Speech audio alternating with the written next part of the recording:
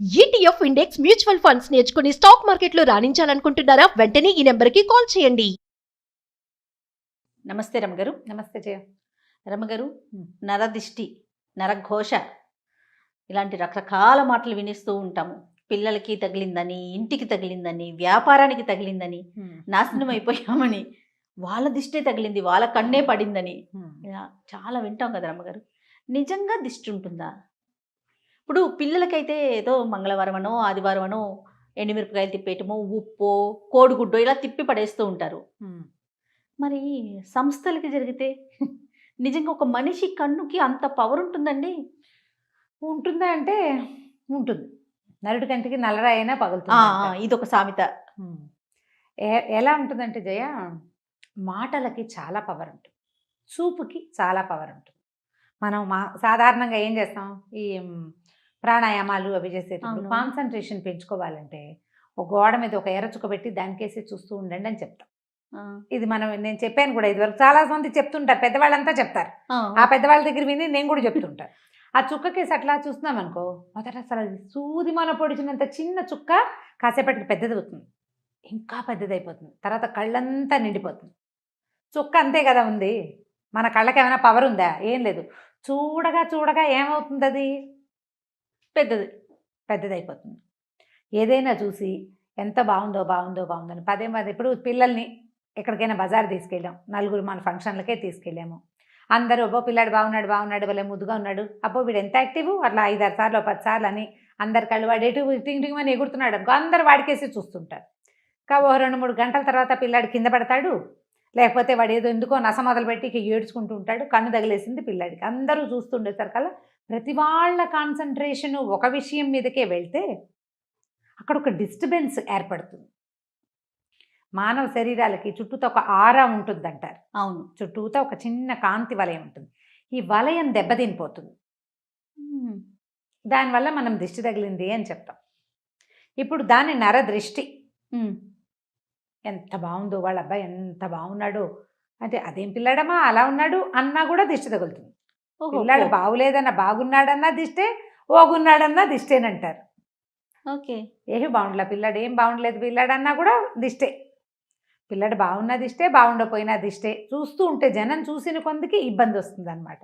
అయితే ఇప్పుడు సంస్థలు లేదా వ్యక్తుల గొప్పతనాలకి జనం ఏమిటి, ఇప్పుడు అమ్మో వీళ్ళు ఎంత సంపాదించేస్తున్నారో అని గాను, లేకపోతే ఎంత పేరు వచ్చేసిందో అని కానీ అందరూ దాని గురించే మాట్లాడి ప్రతి వాళ్ళు దాని మీదే దృష్టి కలిగి ఉంటే దాన్ని నరఘోష అంటారు.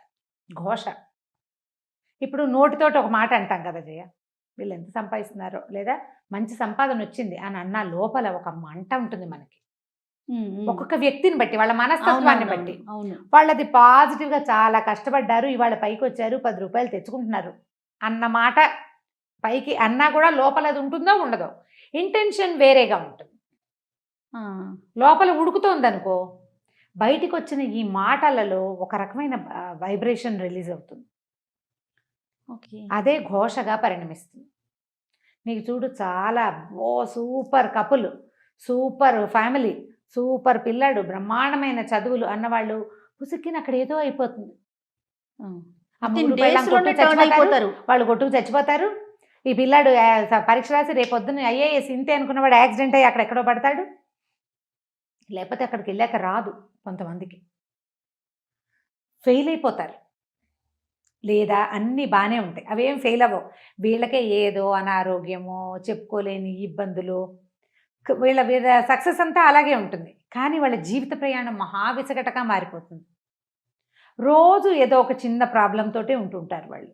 సక్సెస్ మాత్రం అదే రేట్లో ఉంటుంది. ఈ ఘోష సక్సెస్ని కొట్టలేదు, ఎందుకంటే వాళ్ళ సక్సెస్ జాతక లక్షణాలు గట్టివి, గ్రహాలు చాలా గట్టివి.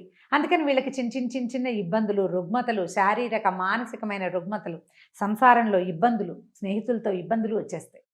మనం గమనిస్తూ ఉంటాం వాటిని కదా. అయితే వీటిని ఎట్లా చేసుకోవాలంటే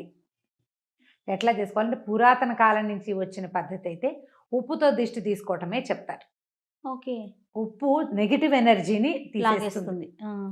పిల్లలకి ఏం చేస్తాం, 2 గుప్పెళ్ళతో ఉప్పు పట్టుకుని ఇటు 3 సార్లు ఇటు 3 సార్లు తీస్తాం. 3 2 6 సార్లు తీసి ఈ ఉప్పుని నీటిలో పోస్తే ఉప్పు కరిగిపోతుంది. నెగిటివ్ ఎనర్జీని తీసేస్తుందని ఈ తిప్పటం వల్ల మన చుట్టూతా బాడీ చుట్టూతా ఆరా ఉంది కదా, దాన్ని ఆరా పుల్ చేస్తాం, పుల్లింగ్ అవుతుంది అనమాట. అది ఆరా మళ్ళీ యథాప్రకారం లాగబడుతుందని మన పాతకాలపు పద్ధతి. ఇప్పటికీ కూడా ఈ నెగిటివ్ ఎనర్జీని పోగొట్టుకోవాలంటే ఎప్పుడూ ఉప్పు క్యారీ చేయాలని చెప్తారు. ఇళ్లల్లో మనం ఇంట్లోకి వెళ్తాం, ఈ మన హాల్లో కనపడే చోట రాళ్ల ఉప్పు ఒక కప్పులో పోసి పెట్టడం, నెల నెల మార్చేసుకోవాలి. బాత్రూముల్లో ఉప్పు పోసి పెట్టుకోవటం, బాత్రూంలో కూడా ఒక గ్లాస్ బౌల్లో ఉప్పు అని తెలియాలన్నమాట, అటు పెట్టుకోవటం. తర్వాత ఎక్కడి నుంచైనా బయటికి నుంచి వస్తే నీళ్ళల్లో కాస్త ఒక చిటికెడు ఉప్పు వేసుకొని, రాళ్ల ఉప్పు వేసుకొని స్నానం చేయటం 4 చెంబులు. ఇంకా అదే చెయ్యాలి. ఇంట్లో ఉప్పు, నీళ్ళలో ఉప్పేసి ఇల్లు తుడుచుకోవటం. నెగిటివ్ ఎనర్జీ తగ్గుతుంది దీంతో. తర్వాత ఎప్పుడు ఏదైనా ఒక భగవన్నామ స్మరణని అలవాటు చేసుకోవాలి. అప్పుడు ఈ బయట నుంచి వచ్చే వైబ్రేషన్స్ని లోపల నుంచి వస్తున్న వైబ్రేషన్ ఫైట్ చేస్తుంది.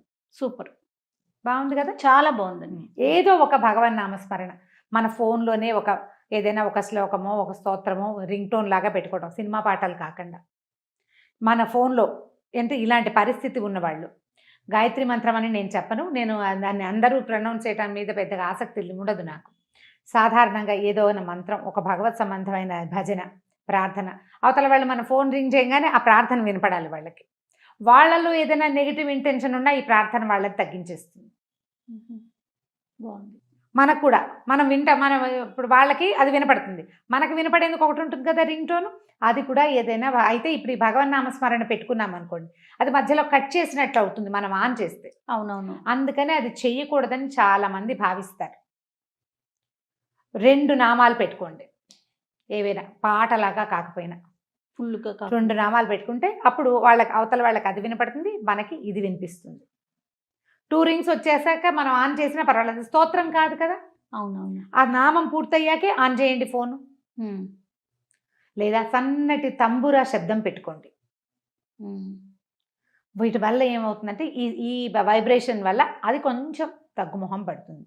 ఉప్పు ఎప్పుడు పనిచేస్తుంది. ఇప్పుడు సంస్థల్లో సమస్య వస్తుంది, సంస్థల్లో కూడా ఆకుపచ్చటి చెట్లు, మనం ఇప్పుడు బోల్డెన్ ఇండోర్ ప్లాంట్స్ వచ్చినాయి కదా, ఆకుపచ్చటి చెట్లు, ఉప్పు రాళ్ళు, ఈ 2 ఎప్పుడు మనుషులకి, లోపలికి వచ్చిన వాళ్ళకి బయటికి వెళ్ళే వాళ్ళకి కనపడేలాగా పెట్టించుకోవాలి. ఓకే. ఈ 2 చాలా కంట్రోల్ చేస్తాయి. నేనైతే గ్రీనరీ చాలా ఇష్టం నాకు. ఇప్పుడు ఒక దాంట్లోకి వెళ్ళినా కూడా పచ్చదనం మనకి బుద్ధికి నెగిటివ్ ధోరణిని రానివ్వదు. అవును అవును. ఇది చాలా బాగుంటుంది కదా. అక్కడి నుంచి లోపలికి వెళ్ళంగానే పోస్టర్స్ అవి ఇవి పెడతారా, అవి బాగా మంచి ప్రకృతి వనాలని వేటినైనా పెట్టడం, ఆ పోస్టర్లని ఏవో బొమ్మలు కాకుండా గ్రీన్ పిక్చర్స్ ఇలాంటివి పెట్టుకుంటే అదంతా కూడా నెగిటివ్ ఎనర్జీని తగ్గిస్తుంది. ఉంటాయి, ఇది లేదు అని అనడానికైతే వీల్లేదు. దాని ఎఫెక్ట్ ఖచ్చితంగా ఎంతో కొంత పడుతుంది. నమ్మం అనుకున్నారు మీరు, మాని నేను నమ్ముతాను, నేను చేస్తా. ఇప్పుడు ఒక గ్లాసులో ఒక కప్పులో ఉప్పు పోసి పెట్టినంత మాత్రాన ఏం నష్టం? అదే కదా, అంతేనా? మన ఇంట్లో 2 ఆకుపచ్చటి చెట్లు పెట్టుకుంటే మనకు లాభమే కానీ నష్టం లేదు కదా,